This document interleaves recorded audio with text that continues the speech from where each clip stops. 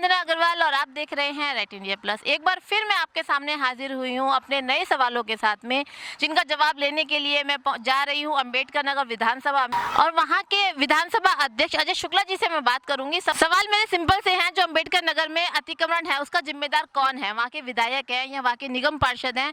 और जिस तरह से सीएम निवास पर हमला हुआ तो अजय शुक्ला जी की नज़र में वो किसको जिम्मेदार मानते हैं, किस नजरिए से देखते हैं? द कश्मीरी फाइल पर उनका क्या कहना है? राजनीति सही है या राजनीति गलत है? इसी तरह के जो सवाल सोशल मीडिया पे उठ रहे हैं उसी का सवाल लेने के लिए चलिए मिलते हैं अजय शुक्ला जी से।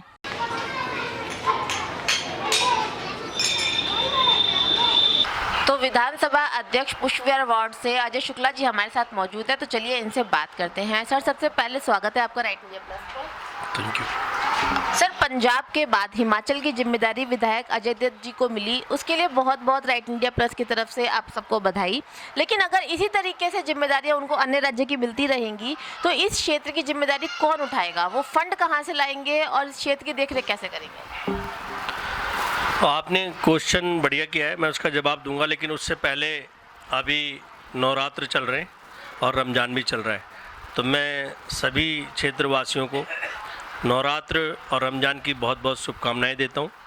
उसके बाद मैं आपने जो मेरे से क्वेश्चन किया कि विधायक जी को हिमाचल में जो जिम्मेदारी मिली है, ऐसा है कि जिम्मेदारी निभाने के लिए या अपनी विधानसभा में काम करने के लिए आदमी का होना ज़रूरी नहीं होता है, काम करने की नीयत होनी चाहिए। अगर मेरी नीयत है काम करने के तो काम कोई भी नहीं रुकेगा।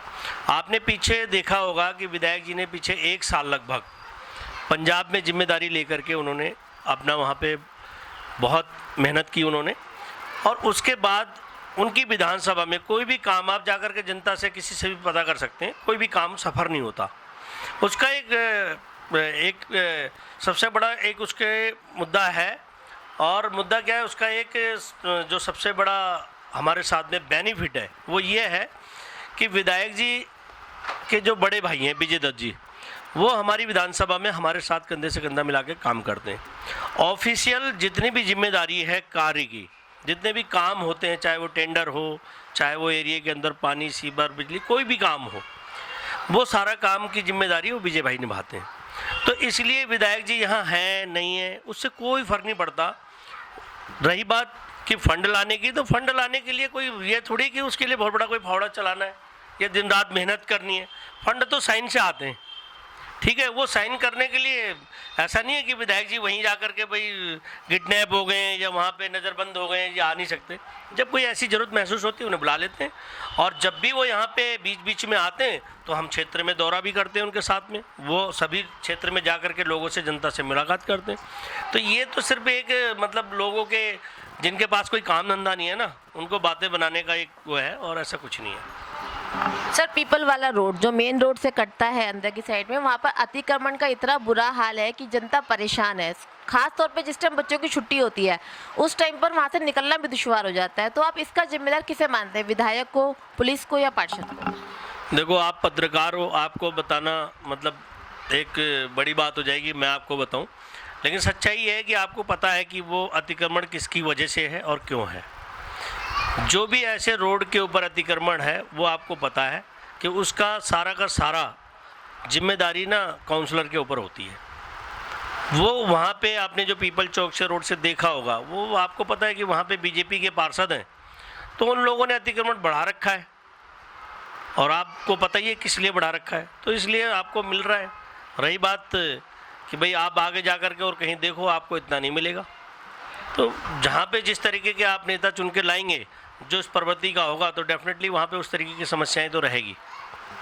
सर, द कश्मीरी फाइल जिसका बहुत ज़्यादा बवाल मचा हुआ है, बीजेपी का आरोप है कि जो अरविंद केजरीवाल जी है उन्होंने सदन में कश्मीरी पंडितों का मजाक बनाया, तो इस पर आप क्या कहेंगे? सबसे बड़ी बात ना, बीजेपी वाले बहुत समझदार लोग हैं, लेकिन वो कई बार ना ये भूल जाते हैं, कई बार मतलब कोई वर्ड बोलने से पहले वो ये भूल जाते हैं कि जो विधानसभा के अंदर या लोकसभा के अंदर जो इस तरीके की चीज़ें बातें बोली जाती है वो ऑन रिकॉर्ड होती है।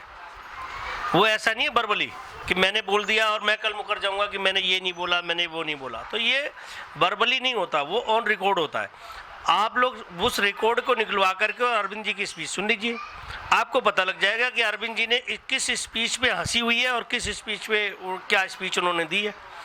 उन्होंने संवेदना व्यक्त की है और बल्कि कश्मीरी पंडितों के लिए बीजेपी को पिछले 7 साल 8 साल से बीजेपी सत्ता में बैठी है, सेंटर के अंदर इनकी सरकार है और कई राज्यों के अंदर इनकी सरकार है, क्यों नहीं इन्होंने महबूबा मुफ्ती के साथ में जब कश्मीर के अंदर इन्होंने सरकार बनाई तो क्यों नहीं कश्मीरी पंडितों का उनका हक दिलवाया। उन्होंने तो पुनर्वास के लिए ये भी बोला है कि भाई हम साथ हैं कश्मीरी पंडितों के। और तो छोड़ो, हमारे राज्यसभा सांसद श्री संजय सिंह जी हैं, उन्होंने पूरा उसके अंदर लोकसभा के अंदर बोला था कि सभी सांसदों की जो फंड है, सांसद निधि से जो फंड ले करके और इनका पुनर्वास का इनका इंतजाम किया जाए। उसके लिए जो 1 साल का फंड है 5 करोड़ रुपए करीब होता है, वो हमारे सांसद ने, आम आदमी पार्टी के इकलौता एक सांसद है संजय सिंह जी ने, जिन्होंने ये वर्ड बोला है। तो वो कश्मीरी पंडितों के लिए नहीं है। एक्चुअल में क्या है कि जब कोई कुछ काम नहीं कर पाता, लोगों के लिए अच्छे कार्य नहीं कर पाते, तो इनको फालतू फंड की बातों को उठा करके एक प्रोपेगेंडा इन्होंने बनाना होता है। उसके माध्यम से आपने उन्हें स्पीच उठा करके सुन लो। उन्होंने तो इस बात पे जो वहाँ पे विधानसभा में अरविंद जी की मुस्कुराहट हुई या जो पीछे और भी कोई नेता ने हंसे होंगे, उसका मतलब एक था कि बीजेपी के लोगों को, जो भी वहाँ पे सांसद हैं, जो भी विधानसभा में एमएलए हैं या जो भी लोग हैं बीजेपी के नेता, उनको जनता ने वोट दे करके इसलिए नहीं बिठाया है कि आप किसी फिल्म का प्रमोशन करें। जनता ने वोट दिया है सेवा करने के लिए, तो जनता की जा करके सेवा करो।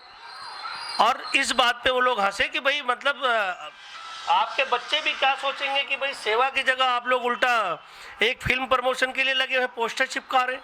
तो इस बात पे हंसी, अगर ये बात आप भी सुनोगे तो शायद आपको भी हंसी आएगी। तो इसमें कोई ऐसा कश्मीरी पंडितों के या कश्मीरियों के खिलाफ ऐसा नहीं है। उसके लिए तो उन्होंने संवेदना व्यक्त की है और बल्कि आगे सबसे आगे बढ़ चढ़ के भागीदारी निभाने की बात की है। तो इन लोगों के पास ना काम नहीं है, जनता के लिए जो कुछ नहीं कर पाते ना, उनका काम ही होता है इस टाइप की बातों को उठाना, क्योंकि इनके पास दूसरा कोई मुद्दा ही नहीं है इस तरह की बातों के अलावा।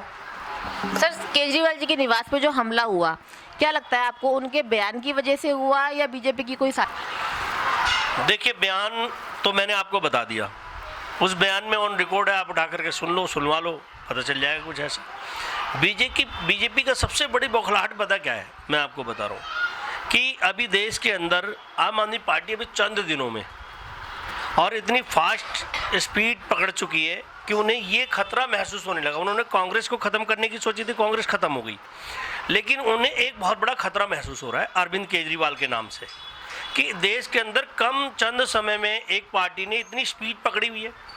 देश की जनता इतना लाइक करने लगी अरविंद केजरीवाल के मॉडल को, दिल्ली के मॉडल को, पूरे देश में एक माहौल बना हुआ है। तो उन्हें ये महसूस हो रहा है कि अगर अरविंद केजरीवाल जैसा नेता, इसको हमने साइड नहीं किया तो ये किसी भी समय हमारी कुर्सी खतरे में। तो इसलिए उन्होंने, उसके पीछे उनके बहुत सारी चीज़ें, उनकी तो साजिश भी हो सकती है कि भाई किसी बहाने अरविंद केजरीवाल को रास्ते से हटाओ। तो सर, सीएम है केजरीवाल जी हमारे दिल्ली के, तो उनका जो निवास स्थान है वहाँ पे सुरक्षा भी तैनात होगी, तो उस वक्त वो सुरक्षाकर्मी कहाँ थे? कहीं ऐसा तो नहीं बीजेपी को बदनाम करने की साजिश की जा रही है? देखो, सुरक्षा है वहाँ पे, लेकिन सुरक्षा कर्मी किसके हैं ये भी पता होना चाहिए। भाई मैंने सुरक्षा प्रोवाइड करा रखी है एक सीएम के लिए, ये तो बहुत बड़े मतलब एक दुर्भाग्य की बात है कि हमारे देश की ऐसी व्यवस्था, एक सीएम के घर पे इस तरीके हो सकता है, तो नॉर्मल इंसान के घर पे क्या होगा? भाई जो सिक्योरिटी है, जो वहाँ पे सुरक्षा गार्ड हैं, वो किसके हैं?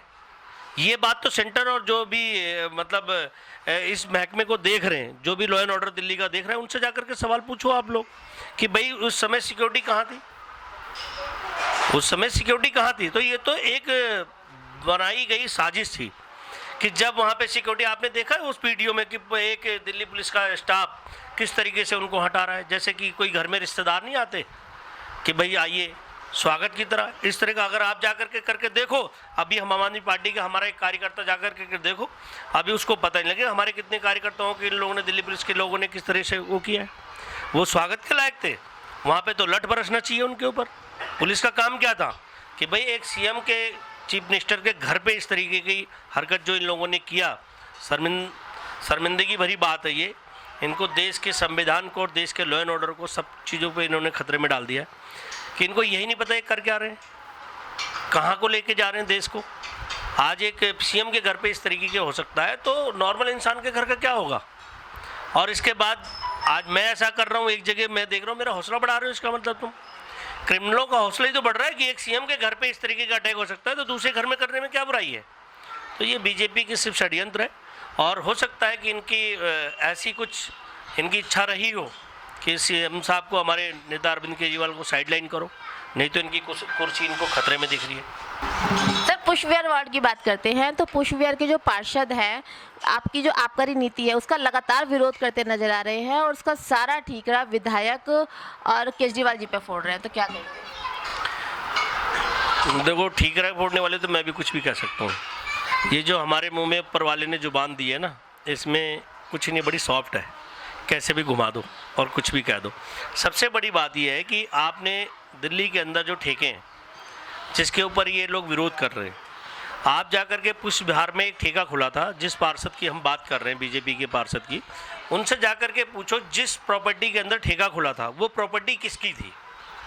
वो प्रॉपर्टी ऑलरेडी एमसीडी की थी, एमसीडी की प्रॉपर्टी थी, और जिस दुकानदार ने उसको किराए पे दिया, तो एमसीडी की प्रॉपर्टी, एमसीडी किसके अंडर में है?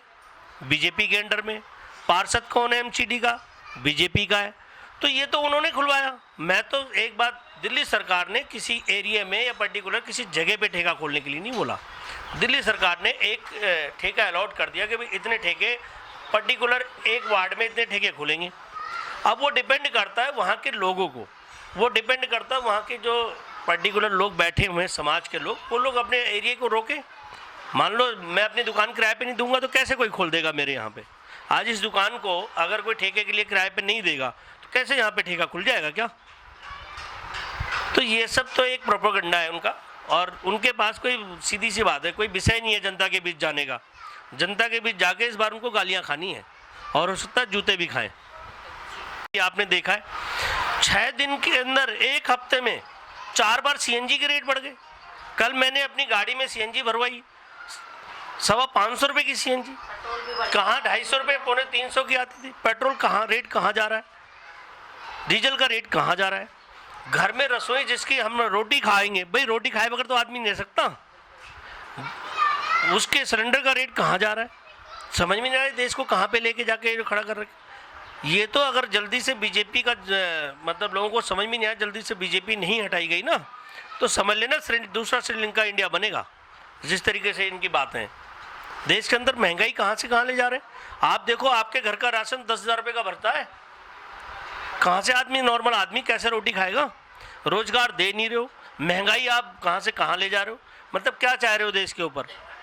यही चीज़ें जब आप कांग्रेस के टाइम में कभी होता था तो आप लोग बहुत ज़्यादा प्रदर्शन करते थे। आज आपने देखो, इससे बेटर तो, तुम्हारे से अच्छा तो कांग्रेस ने सरकार चलाया। इस तरीके की जो बातें हैं, ये सिर्फ और सिर्फ देश के लिए बहुत बड़े नुकसानदेही हैं। इनके अंदर क्या है, जातिवाद, धर्म के नाम पे लड़ाना, और देश के अंदर एक बहुत गलत तरीके का माहौल ये लोग क्रिएट कर रहे हैं। मैं कई बार न्यूज़ देख करके मुझे बड़ा डर लगता है कि किस तरफ ये देश को लेकर जा रहे हैं। लेकिन हम लोगों का फ़र्ज़ बनता है, हम लोग हमेशा इनके खिलाफ़, इनकी गलत नीतियों के खिलाफ़ लड़ते रहें, और आगे भी लड़ते रहेंगे।